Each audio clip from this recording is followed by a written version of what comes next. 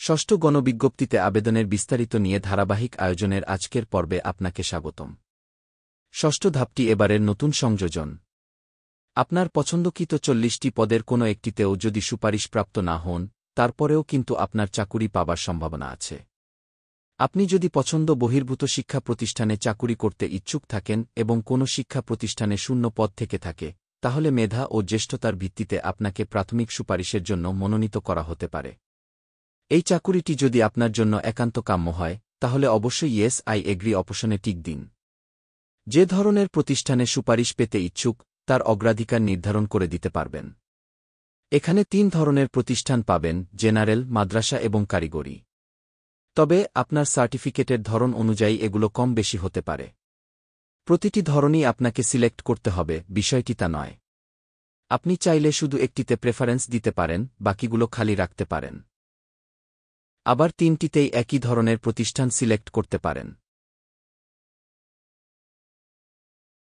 যদি কোনো একটি নির্দিষ্ট ধরনের প্রতিষ্ঠানে যোগদান করতে আগ্রহী না হন, তবে সেই ধরনের প্রতিষ্ঠানে প্রেফারেন্স দেয়া থেকে অবশ্যই বিরত থাকবেন।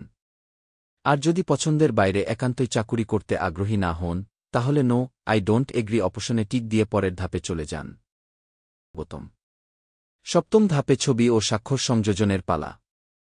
এবারের বিধিমালা অনুযায়ী আপনাকে নিবন্ধনে ব্যবহৃত একই ছবি এবং স্বাক্ষর প্রদান করতে হবে। অতএব আগে থেকেই উক্ত ছবি এবং স্বাক্ষরের ফাইলটি সংগ্রহে রাখুন।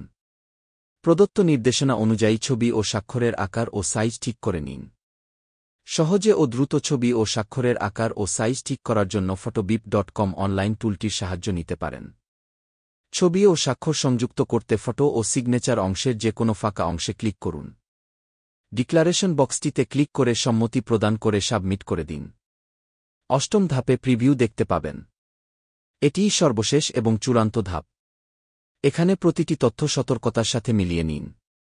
মনে রাখবেন, চূড়ান্ত দাখিলের পরে ফর্মের কোনো তথ্য আর পরিবর্তন করা যাবে না। কোথাও কোনো পরিবর্তন চাইলে প্রিভিয়াস বাটনে ক্লিক করে ফেরত যান।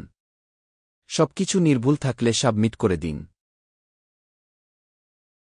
এটি আপনার কপি।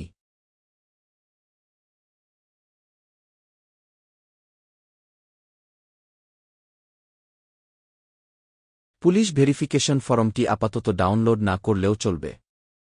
প্রাথমিক সুপারিশ পাবার পর এটির প্রয়োজন হতে পারে। নির্দেশনা অনুযায়ী আবেদন ফি জমা দিন। ফি জমাদানের পর পেইড সিল সম্বলিত অ্যাপ্লিকেন্ট কপিটিকে ডাউনলোড ও প্রিন্ট করে রাখুন।